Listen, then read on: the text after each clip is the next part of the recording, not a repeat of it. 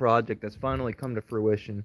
I saw a YouTuber a long time ago create a turbine-powered pulling truck. Well, I wanted something like that way back then, and I didn't have enough Legos. I didn't have enough ways to make an air turbine. I didn't have the money or anything like that to do such things. But now I do, and now I got a car that can probably do donuts. So yeah, this is this is gonna be a live video. It's not gonna be a very long one, but it will be a live. You'll have to you'll have to deal with me having to fight the camera and get things looking good.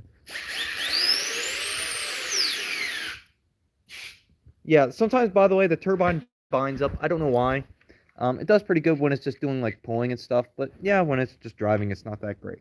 So let me set the camera up somewhere and we will do a pull. I am pulling these sockets. I have no idea how heavy they are, but they are pretty dang heavy. The big one's the car weight. This is the sled weight. The sled doesn't really work all that great. I need to keep trying to make it better, but I haven't found a great way to do that yet.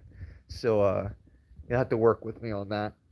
Let me find something to stand my phone up against. I think this bottle of PB Blaster would be a good idea. I don't think this live's going to be very long. I don't get nearly enough views for it to be worth it in my opinion, but I think you guys would enjoy it. Alright, we got a few things we gotta do, so there's gonna be a lot of looking at nothing here. There's the sled.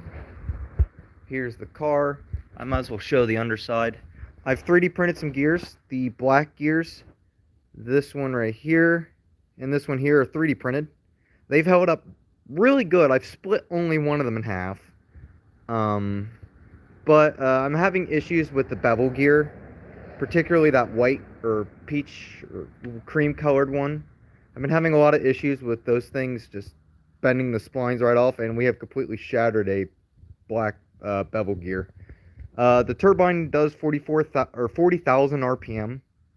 I did a spectrometer, essentially one of those, a spectrogram or something like that, spectrograph, of the turbine with no load, ripping all the way, and it gave me like 9,000 hertz that the engine makes a sound. It's 14 blades. It's all 3D printed. It produced 9,100 hertz. 14 blades gives you like 600 something. Times that by 60 and you get 40 or 39,000 something. So it's just a hair under 40,000. I'll say it's 40,000. 1,000 RPM is not that much. It's pretty insignificant compared to the overall RPM of the thing. I don't know if the sled's going to travel or not. I've been having issues making it consistent. It's not that great, but it's good enough for me to get some enjoyment and break some Legos out of. So let's do a pull. See if you guys are able to see that. Hopefully this will look pretty good and perform really good and not just explode and that be the end of the video, but yeah.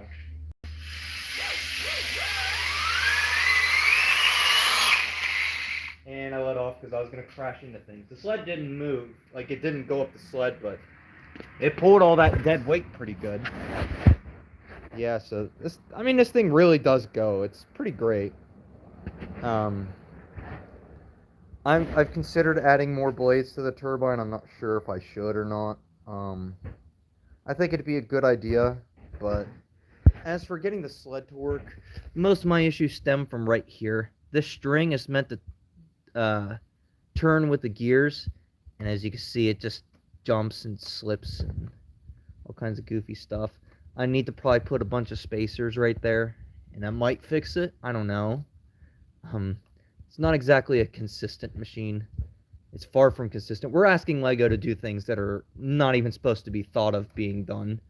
Lego ain't even intended to see 1,000 RPM, let alone, 40,000. Possible. It doesn't actually get to 40 grand, but I say it's around 10 grand, which is a lot. But yeah. I'll reset the camera up over here at the start so you guys can see it start. I think that'd be pretty interesting too. So let's see if I could get everything within shot here. Not a lot of room. I could have left the camera over here. I didn't think of that. I don't do a lot of thinking, if you can't tell. If not, I do a lot of very lazy thinking and find easier ways to do things. But cut corners. Which is not a good engineer's mindset, but oh. There's the car. There's the weights. I wish these would slide a little easier. I might put grease on it just to make it slide out a little bit easier. Oh, and make sure you guys can see everything. Yeah, you can see pretty good. I think right there would be a good place to start. So, or put it like kind of behind. Yeah, you guys can see it. That'll look pretty good. By the way, this thing's very loud. If I run it in my hands, I would consider using earmuffs.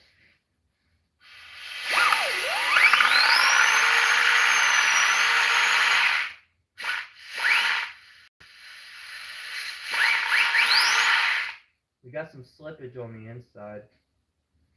A lot of slippage. The rear output shaft is not even turning. So I think we destroyed a gear on the inside. I don't know, I mean... So that's not good. Wonder why it's not moving. I'm glad it's not that. I'd rather it be these gears on the inside, because the bevel gears I never 3D printed. These gears I have.